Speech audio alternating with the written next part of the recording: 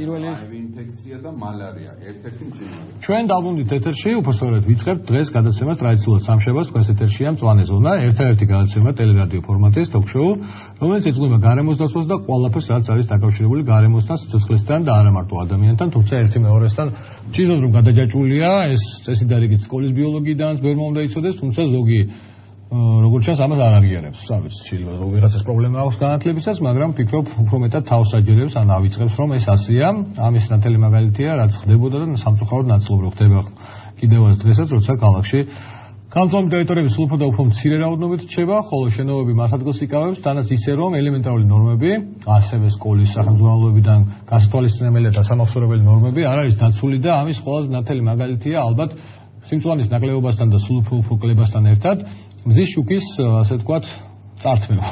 პირდაპირ რომ ვთქვათ, იმიტომ რომ ჩვენ გვინდა დღეს ვისაუბროთ გადაცემაში ტუბერკულოზზე, რომელიც ალბათ ვისაც ოდნავ მაინც ქონია ამ დაავადებაზე ორი, ასე ვთქვათ, აბზაცი საკითხული, ყველას ახსოვს, რომ მზის სხივები კლავს ძალიან მალე, რამოდენიმე წუთიდან საათნახევრამდე ინტერვალში გაუმწვევ ბაქტერიას ამ დაავადების და შესაბამისად მზის შუქი პრინციპული საკითხია არა მარტო ფსიქოლოგიური, არამედ სომატური, ფიზიკური ჯანმრთელობისთვისაც ადამიანის, მათ შორის ტუბერკულოზთან მიმართებაში. თუმცა არაერთადერთი, რა თქმა უნდა, იმიტომ რომ ხალხურიას პრობლემებია, სიტყვა გამიგრძელდა. მე მინდა წარმოგიდგენოთ ჩვენ დღევანდელი გადაცემის სტუმარი, შემდეგ სიუჟეტი და შემდეგ შევეცავოთ ძალიან მოკლე დროში ვისაუბროთ იმაზე, თუ რამდენად მოქმედებს გარემო მისი პრობლემები ადამიანის ჯანმრთელობის ერთ-ერთ მნიშვნელოვან მიმართულებაზე, იმიტომ რომ ტუბერკულოზი აღიარებულია მსოფლიო ჯანდაცვის ორგანიზაციის მიერ სამეულში ყველაზე სახიფათო დაავადებების, ეს არის ტუბერკულოზი, მალარია და შიდსი. საქართველოში კი ამ მხრივ საკმაოდ რთული ვითარებაა და ერთ-ერთი მოწინავეა, რამდენიც ჩემს ცნობილია მსოფლიოში საქართველოს ავადობის და განსაკუთრებით რეზიდენტული, ანუ მძიმედ განსაკურნებელი ფორმის თვალსაზრისით. ჩვენი დღევანდელი გადაცემის სტუმარი გახავთ კახა ვაჭერაძე, ერთ-ერთი ყველაზე ცნობილი ექიმი, ფთიზიატრი, რომელიც მუშაობს წლები ამ დაავადებასთან დაკავშირებით, მათ შორის გარემოსთან მიმართებაში, მას უფიქრია, უმსჯელია და ალბათ ბევრს ვისაუბრებთ, რამდენსაც მოვასწრებთ, მაგრამ ამამდე მინდა სოფო ძიგუას სიუჟეტი წარმოგიდგინოთ, რათა ზოგადად შეგახსენოთ თუ რა კავშირშია ეს ორი მნიშვნელოვანი საკითხი ერთმანეთთან. ჯანმრთელობისთვის უვნებელ გარემოში ცხოვრება ადამიანის ერთ-ერთი უმნიშვნელოვანესი უფლებაა და იგი საქართველოს კონსტიტუციითაც გარანტირებულია. თუმცა რეალობა მაინც სხვაგვარია. მსოფლიო ჯანდაცვის ორგანიზაციის მონაცემების თანახმად ყოველი მეოთხე დაავადება სწორედ გარემოს დაცვით პრობლემებს უკავშირდება. გარემოს დაბინძურებასა და სხვა მავნე ფაქტორებთანაა დაკავშირებული არა მხოლოდ სიმსივნეებისა და სხვა სიცოცხლისათვის სახიფათო გადამდები დაავადებების განვითარება, არამედ ისინი მნიშვნელოვან როლს თამაშობენ სხვადასხვა ინფექციების, მათ შორის ტუბერკულოზის განვითარების თვალსაზრისითაც. ამასთანავე გარემოს არახელსაყრელი პირობები მნიშვნელოვან დართულებს გამოჯანმრთელების პროცესს და ზოგჯერ შეუძლებელსაც ხდის. დღეისათვის საქართველოს ტუბერკულოზით ავადობის მხრივ მსოფლიოში ერთ-ერთი მოწინავე ადგილი უკავია. მიუხედავად იმისა, რომ ჩვენს ქვეყანაში მძიმე დაავადებების გავრცელება განვითარებაზე, მავნე გარემო ფაქტორების ზემოქმედების კვლევა სახელმწიფოს მხრიდან პრაქტიკულად არ ფინანსდება, მაინც შეიძლება თამამად ითქვას, რომ სწორედ არახელსაყრელი გარემო პირობების გავლენა ადამიანის იმუნიტეტზე გახლავთ ასეთი რთული ვითარების გამომწვევი ერთ-ერთი ძირითადი მიზეზი. ტუბერკულოზი გახლავთ ინფექციური ქრონიკული დაავადება, ყველასათვის ცნობილია, რომ მას იწვევს მიკობაქტერია ტუბერკულოზის და შეიძლება ადამიანმა მთელი ცხოვრება ატაროს მიკობაქტერია, მაგრამ არ მოხდეს დაავადების გამოვლინება. დაავადების გამოვლინება ხდება იმუნიტეტის დაქვეითების შემთხვევაში, აი აქ უკვე ძალიან დიდ როლს თამაშობს და ერთ-ერთი მნიშვნელოვანი არის გარემოს დაბინძურება, განსაკუთრებით ჰაერის დაბინძურება. უკვე თითქმის საუკუნეა ცნობილია, რომ მზის სხივები დღეისათვის კაცობრიობისათვის ყველაზე სახიფათო სამ დაავადებათა შორის მოხსენიებულ ტუბერკულოზის გამომწვევ ბაქტერიებს ანადგურებენ. მიუხედავად ამისა, დღეისათვის საქართველოში არა მხოლოდ მისი გავრცელების ტრადიციულ ადგილებად მიჩნეულ საპატიმრო დაწესებულებებში არაა ბოლომდე მოგვარებული ეს საკითხი, არამედ თბილისსა და სხვა ქალაქებში მშენებლობების დროსაც სრულიად უგულებელ ყოფილია შენობების ბუნებრივი განათებით უზრუნველყოფის აუცილებლობა. საქმე ისაა, რომ 2008 წლიდან მოყოლებული საკანონმდებლო დონეზეც კი გაუქმებულია ნორმები, რომლებიც მშენებლებს ავალდებულებენ უზრუნველყონ ახალ ნაგებობებში ბინების მზის სხივების შეღწევადობის მინიმალური სტანდარტი მაინც. პირდაპირ მზის სხივები რამოდენიმე წუთში ანადგურებს მიკობაქტერიას. შეიძლება შეინარჩუნოს 2-3-დან 6 თვემდე თავისი, ასე ვთქვათ, ვირულენტობა და შემდგომში რაღაც მომენტში ეს მიკობაქტერიები, ესე იგი, ასე ვთქვათ, ისე აქროლდეს გამოხვეტვის დროს, ან გადაწმენდის დროს, ან წიგნის გადაფურცვლის დროს და შეისუნთქოს ადამიანმა და დაინფიცირდეს. ტუბერკულოზისა და მთელი რიგი სხვა დაავადებების გავრცელებისათვის ხელშემწყობ მნიშვნელოვან ფაქტორს წარმოადგენს მტვერიც. საქმე ისაა, რომ ამ და სხვა ინფექციური დაავადებების გამომწვევი მიკროორგანიზმები დიდი რაოდენობით გროვდება მტვრის ნაწილაკებზე, რომლებსაც შემდეგ ადამიანი შეისუნთქავს. ამ მხრივ დედაქალაქსა და დასახლებულ პუნქტების უმრავლესობაში ურთულესი ვითარებაა შექმნილი, რაც უპირველეს ყოვლისა მშენებლობების, ასევე წარმოებისა და სხვა საქმიანობის პროცესში ელემენტარული ნორმების დაუცვლობით ან სრულიად არარსებობითაა განპირობებული. მტვრის ნაწილაკები, რომლებზედაც აცორბირებულია უამრავი მავნე ფაქტორი, მავნე ნივთიერება, უშუალოდ ხდება ორგანიზმში და ამზადებს არაჩვეულებრივ ნიადაგს შემდეგ სხვადასხვა ინფექციური დაავადებების გავრცელებისთვის. დაავადების მკურნალობისას ჟანგბადითა და წიწვოვანი მცენარეების მტვრის დადებით გავლენას ჯერ კიდევ წინა საუკუნეებში აღიარებდნენ. თვითდამპყრობელი რუსეთის სამეფო ოჯახის წევრის ინიციატივით აბასთუმნისა და ბორჯომის რაიონში მოეწყო სანატორიუმები და მთელი საკურორტო დასახლებებიც კი. ამ ფონზე მართლაც სრულიად საპირისპირო სიტუაციაა შექმნილი ქალაქებში. დღემდე მასობრივად ხდება უკანასკნელი ბაღ-პარკების სამშენებლო მიზნებისათვის გაჩეხვა განადგურება, რასაც არამხოლოდ ტუბერკულოზის, არამედ ათობით სხვა უმძიმესი დაავადებების გავრცელებამდე და ასობით და შეიძლება ათასობითაც კი ადამიანის დაყუპვამდე მივყავართ. დავუნთ ეთერში დრო ცოტაა, მაგრამ ძალიან მნიშვნელოვან საკითხებს ვსაუბრობ. ტუბერკულოზი შეიძლება ვინმეს არ ქონდეს ინფორმაცია, არ არის მხოლოდ წარსულის დაავადება, მიუხედავად ფლემინგის დიდი მიღწევისა საუკუნის დასაწყისში, დაავადებამ ასე ვთქვათ, კვლავ აბრუნა სახე ჩვენსკენ, შეიძლება ასე ვთქვათ, და გახდა დღევანდელი 21 საუკუნის მსოფლიოს ერთ-ერთი ძირითადი პრობლემა ჯანმრთელობის თვალსაზრისით, სამეულშია შეტანილი, როგორც გვახსენეთ და საქართველოს სამწუხაროდ როგორც ირკვევა 27 ყველაზე მძიმე მდგომარეობაში ყოფ ქვეყანათა შორის არის, მოწინავეა, ამხრივ ამ მძიმე სტატისტიკის მიხედვითაც ტუბერკულოზის ავადობის თვალსაზრისით და მოდი ძალიან მოკლედ ვკითხოთ მდგომარეობის თაობაზე და შემდეგ გადავიდეთ იმაზე, თუ რამდენად მოქმედებს გარემოსდაცვითი პრობლემები ამ დაავადების გავრცელებაზე და მისი განკურნებას რამდენად ართულებს იგი. ბატონ გახა, კითხვა მექნებოდა ასეთი. 27 დაავადება ახსენეთ ხელწერტილი პირობითად, რომ თქვათ ტუბერკულოზის ეს რა მიმართულებით ვართ ასეთ ვითარებაში? რაოდენობრივად ასე თქვათ მოსახლეზე, ადამიანზე თუ რეზისტენტული ფორმების მიხედვითა ვართ ამ სტატისტიკაში? მოგახსენებთ. უპირველეს ყოვლისა მინდა მივესალმოთ თქვენ ტელემაყურებლებს და რადიო მსმენელებს და უსურო ჯანმრთელობა როგორც ექიმმა. და რაც შეეხება დღევანდელ პრობლემას. პრობლემა ნამდვილად აქტუალურია და მე მინდა დიდი მადლობა გადაუხადო ამ სიუჟეტის მომამზადებელ მთელ გუნდს, რომელმაც ესე ასე პროფესიულ დონეზე მოამზადა ეს გლობალური პრობლემა. მე ხალხს გავუსვავდი ეს, რომ დღეს მსოფლიოში რეგიონალური პრინციპით არის შემდეგი განაწილება. პირველ ადგილზე დგას სამხრეთ-აღმოსავლეთი აზიის ქვეყნები, შემდეგ აფრიკის, შემდეგ ლათინოამერიკული ქვეყნები და აი შემდეგ უკვე მოდის პოსტსაბჭოური სივრცის ქვეყნები, მათ შორის საქართველო. მიუხედავად იმისა, რომ პრობლემა გლობალურია, აქ უნდა იქნეს გათვალისწინებული ის, რომ ბოლო დროს საქართველოში შეიმჩნევა ტენდენცია სტაბილიზაციისკენ პრობლემა, თუმცა მისაღები ჩვენთვის სასურველ შედეგამდე ჯერ ძალიან შორია. დაახლოებით 100,000 მოსახლეზე, ბატონლაშა, საქართველოში ფიქსირდება 120-130 შემთხვევა. აქ შედის როგორც ახალი ფორმები, ანუ ახალგამოვლენი, ისე წარსულში ნამკურნალობის შემთხვევა. აქ შედის როგორც სენსიტიური და ჩვენი მაყურებლისთვის და მსმენელისთვის, რომ კარგად იყოს ნაცნობი, აქ შედის როგორც სენსიტიური ფორმები, ანუ მგრძნობიარე ფორმები, ასევე რეზისტენტული, ანუ გამძლე ფორმები, რაც დღეს გლობალურ პრობლემას წარმოადგენს. ანუ როგორც საერთო რაოდენობით ვართ მოწინავე, ასევე გამძლე წამლების მიმართ გამძლე, ეს რომ დავარქოთ, ანუ რეზისტენტული ფორმების მიხედვითაც მოწინავეთა რიგებში ვართ? ნუ ერთ-ერთ ესე ვთქვათ, საშუალო მაჩვენებელია. საერთო პარამეტრში მაინც საქართველოს შედის 27 ტუბერკულოზის მძიმე ხვედრი დაავადებულ ქვეყნებში და პირველი მიზეზი არის ეს, რომ მე მინდა მოსახლეობამ იცოდეს, რომ ინფიცირება არ ნიშნავს ავადობას. დღეს მსოფლიოში მოსახლეობის 1/13 არის ინფიცირებული ტუბერკულოზით, მაგრამ ხას უსვავ ინფიცირებული. აი ამ ინფიცირებულების რაოდენობა, აი როგორ მივდივარ ჩვენ ლოგიკურად იმ პრობლემისკენ, რასაც ქვია იზოლაცია, რასაც ქვია ჯანსაღი ცხოვრების წესი, რასაც ქვია გამწვანება, რასაც ქვია ეკოლოგია. აი უყურეთ რა ხდება ინფიცირებულების 1/13-დან მხოლოდ 7-დან 10%-მდე სიცოცხლის რაღაც ეტაპზე ავადდება ადამიანი ტუბერკულოზით. ანუ ინფიცირებული ბევრია, ხოლო დაავადებული შედარებით მცირე, საბედნიეროდ. აქვე უნდა გავითვალისწინოთ, რომ ერთი ტუბერკულოზის ღია ფორმის, ანუ ბაქტერია გამომყოფი ფორმით დაავადებული პაციენტი ასნებოვნებს დაახლოებით 15 ჯანმრთელ ადამიანს. ეს რომ გახარ, ჩაიკითხებით, თუ არსებობს რაიმე კვლევები სამწუხაროდ საქართველოში მე მგონი არ ფინანსდება ამ ტიპის კვლევები, მაგრამ მაინც ფაქტორებს შორის რანჟირება, ანუ თანმიმდევრობა, რომელია წამყვანი ფაქტორი თუნდაც ტუბერკულოზის სამემართებაში, საკვები, გარემო, სამუშაო პირობები და თუ აი რომელი უფრო მნიშვნელოვანია ფაქტორებს შორის ესეთი სტატისტიკა თუ არსებობს. მოგახსენებთ, საერთოდ ტუბერკულოზის რისკ ფაქტორებში ითვლება ძალიან ბევრი მაჩვენებელი. პირველ რიგში ეს არის ქრონიკულად მიმდინარე დაავადებები. მეორე ეს არის აივ-შიცის ინფექცია და დაავადება. ეს ტუბერკულოზი აივში ვინაიდან თვითონ ვის ემართება ტუბერკულოზი ბატონო? დიახ, დაბალი იმუნიტეტი. რა მოქმედებს იმუნიტეტის საწელზე? ეს არის ჯანსაღი ცხოვრების წესი, ეს არის საღი საკვები და რასაკვირველია ის გარემო პირობებში თუ როგორ პირობებში ცხოვრობთ ჩვენ.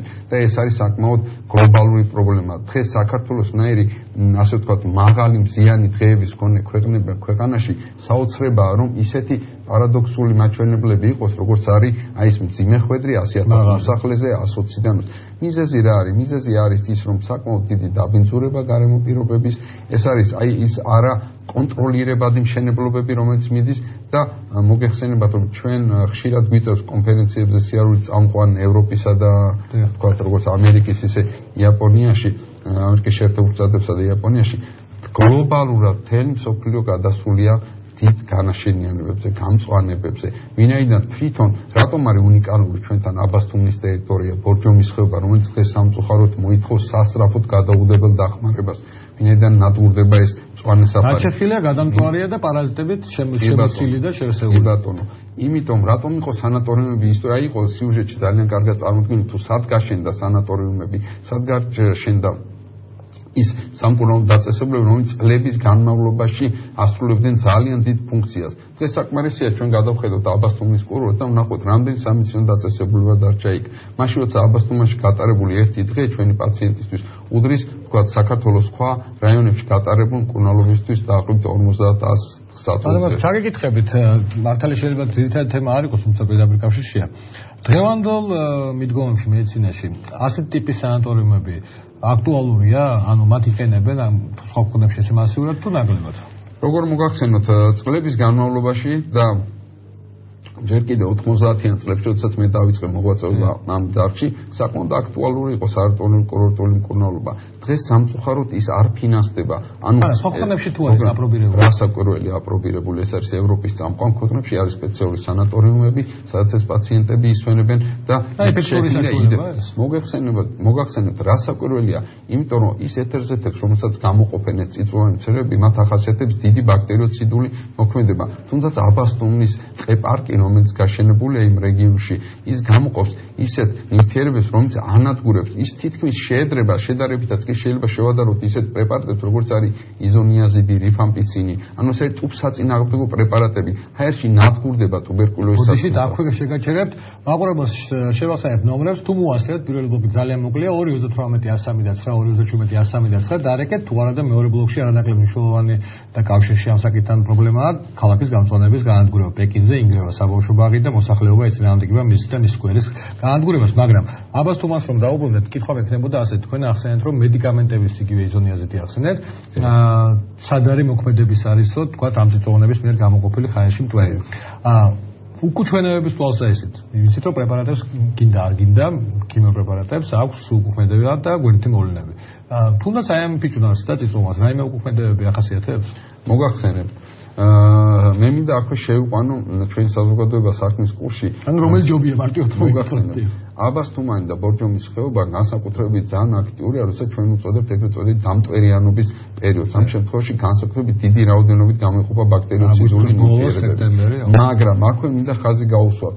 კატეგორიულად წინააღმდეგ ნაჩვენებია იმ პაციენტებისთვის, რომლებიც ძალიან დაავადებული ბრონქული ასთმით, ან ფილტვების ქრონიკული ობსტრუქციული დაავადებებით, ან პაციენტებში, რომლებიც ალერგიული ფაქტორით არიან საკმაოდ დაზიანებული. თუმცა რო შევადაროთ, მედიკამენტი უფრო მავნია, პირობითად, ну რაღაც ეტაპზე საჭიროა რა თქმა უნდა მედიკამენტი, თუ აი ესეთი ბუნებრივი საშუალება.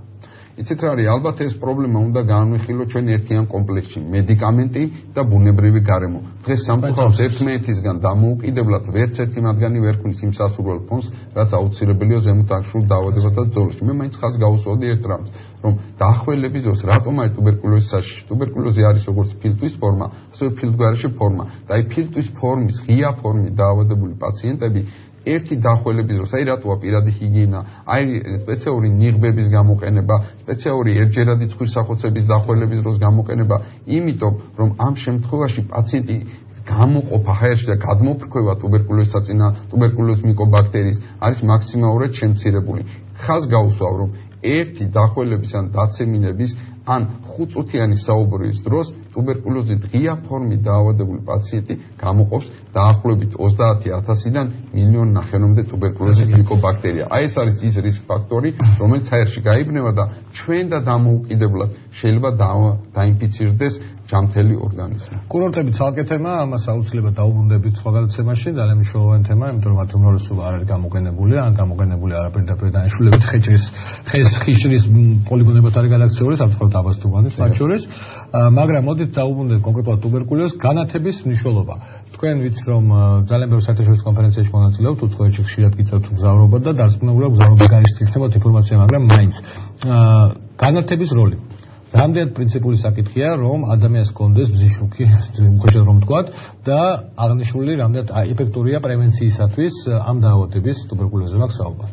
მოგახსენებთ, უაღრესად დიდი როლი ენიჭება, თუნდაც იმიტომ, რომ მზის სხივების უშუალო მოქმედების ქვეშ ტუბერკულოზის მიკობაქტერია ნადგურდება დაახლოებით საათ ნახევრიდან 3 საათის განმავლობაში.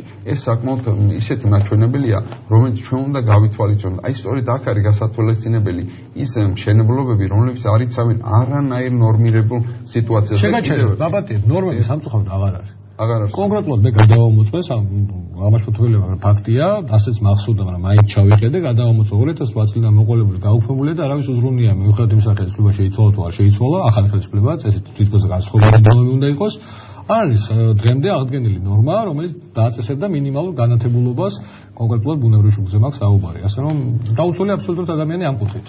შედეგით სახეზე გვაქვს ბატონ ლაშა, იმიტომ რომ არა მარტოა ეს პრობლემა, თუნდაც აი ის გამონაბოლქვი, რაც ჩვენთან ამორტიზირებული დიდი ხნის უკვე ვადა გასული და წარმოებიდან მოხსნილი ავტომანქანები დასავლეთში დღეს საკმაოდ ფართოდ ნახულობენ თავის გასაღების არეალს საქართველოში და სწორედ ეს არის მიზეზი იმის, რომ მძიმე მეტალებიც გამოიფრქვევა ჰაერში.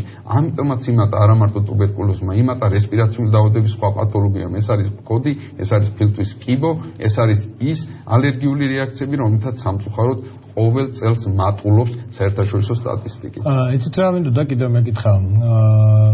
ტვერთან დაკავშირებით ბოლო დროს გავრცელდა ინფორმაცია, რომ ბევრი რესპირატორული ტიპის დაავადება გახშირდა გარდა ტუბერკულოზისა, არაგადამდები მათ შორის დაავადებები. ამის შესახებ თუ გაქვთ ინფორმაცია? როგორ ინფორმაცია მოგახსენებთ, რომ უაღრესად დიდი როლი მიუძღვის ამ პრობლემაში, როგორც ტუბერკულოზისა და ფილტვის დაავადების ცენტრს, ასევე თბილისის სახელმწიფო სამედიცინო უნივერსიტეტის შესაბამის ფტიზიატრიის დეპარტამენტის და ფტიზიატრიის მიმართულების კათედრებს და დეპარტამენტებს.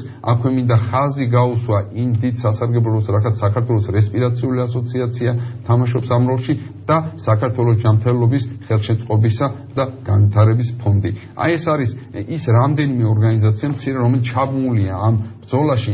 მე ვიტყოდი უთანასწორო ბრძოლაში, ვინაიდან აი ამდენი კონფერენციები, ამდენი აქტიური გამოსვლები ტელევიზიით, რადიოთ მაინც ვერ იღებს იმ სასურველ შედეგს, ვინაიდან ალბათ აქ უნდა ჩაერთოს მთელი საზოგადოება ბატონლაში. აქ მარტო სამედიცინო საზოგადოება, ჟურნალისტები, თქვენ რასაკვირველია მიგავთ ფართო მასებში ეს ინფორმაცია, არამედ ის ხელმძღვანელი სამსახურები, რომელსაც უშუალოდ ევალებათ ამ სიტუაციას. ტვერი, კონკრეტულად ტვერი. გარდა ტუბერკულოზისა, სუერცოთ დაგვრჩა, რა ტიპის დაავადებებს იწვევს და მეორე ხომ არ გაქვთ ინფორმაცია დამტვერიანების კუთხით მაინც განათებულობისგან განსხვავებით, თუ არის სტანდარტი მშენებლობის დროს როგორ უნდა ხორციელდეს პროცესი, ანუ ბადეების გამოყენებაზეა საუბარი და ასე შემდეგ, რაც უნდა იყოს და იშვიათად ხდება. ბადეებს ერთი, მაგრამ საკმარისია თქვენ გადახედოთ ჩვენ სავალ ნაწილს ტრანსპორტის ან ტროტუარებს, ან თუნდაც იმ ეზოებს, რომელიც ერთი მხრივ თითქოს მოწყობილი არიან, თუ რაოდენ დიდი მტვრის კორიანტელი დგას, როდესაც იქ გაივლის ან ველოსიპედი, ან მანქანა, ანუ აქედან გამომდინარე ტვერს თვითონ შეუძლია ინფექციის გადატანა და ის ერთ-ერთი მიზეზია, ფილტვების ქრონიკული ობსტრუქციული დაავადებებით, რომელსაც დღეს მეოთხე, მესამე ადგილზე გადადის თავისი ლეტალობით, ამ დაავადებების განვითარებაში ეს არის კარშიგა და კარგარეთა ინფექცია, ასე ვთქვათ, ინფიცირება და რას ნიშნავს ეს? ეს ნიშნავს იმას, რომ ფილტვების ქრონიკული ობსტრუქციული დაავადება, ინგლისურად საკმაოდ კარგად გამოქვეყნეს COPD-ს ეძახიან მას, chronic obstructive pulmonary disease. ეს არის დღესდღეობით გლობალური პრობლემა. ანუ ადამიანები იღუპებიან სუნთქვის ქრონიკული და ან წვავე უკმარისობით იმის გამო, რომ ისინი ვერ სუნთქავენ. ეს არის ის პათოლოგია, რასაც ჩვენ ხშირად ალვეოლები იჭედება, უხეშად ვთქვათ? პერიფერიული ბრონხები და ბრონხიოლები ვიწროვდება და ვითარდება ობსტრუქცია.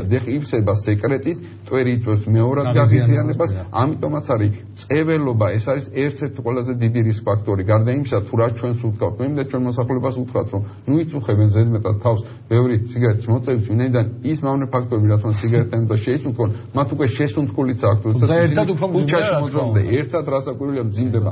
ამიტომაც ძალიან დიდი მნიშვნელობა აქვს ინდივიდუალურ, თითოეულს განსაკუთრებით ოჯახის წევრებში საგაგიტაციას და მიდგომას, იმიტომ რომ დღესდღეობით ალბათ გადარჩება ის კაცობრიობის ნაწილი, რომელიც ჯანსაღ ცხოვრების წესს მიყვება. ამას აქვს დიდი მნიშვნელობა და იმ გარემოს, სადაც ჩვენ ცხოვრობთ. ჩვენ შევეცადოთ, რომ ჩვენი პლანეტა შევინარჩუნოთ მწვანე და არა რუხი და დაბინძურებული. უღრმესი მადლობა სტუმრობისათვის. აი ესეთი რეალობაა, საკმაოდ ძიმე და მართლაც რუხი და არა მწვანე და თუ არ შევცვლით ბევრი ჩვენგან ეს სიცოცხლე შეიძლება ამ ყოველივეს და ვისი არავინ ისიც აქედან გამომდინარე იმ ინვესტორებს ეგრეთ წოდებულს, ვინც ჩვენი ჯანმრთელობის ხარჯზე აკეთებს ფულს, მინდა შევახსენო, რომ მათ არავინ გარანტიას არ მისცემს, რომ იგივე არ მოუვათ.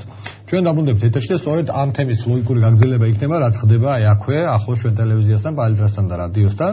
იჩეხება აპირებენ გაჩეხვას სკვერის პარკის და საბავშვო ბაღის დანგრევას კორპუსის სანაცვლოდ. ნახოთ რამდენი შეეგუება ამ ყოველივეს მოსახლეობა, რომლებიც ჩვენი სტუმარი იქნებიან მეორე ბლოკში. ისურვებ ჯანმრთელობა.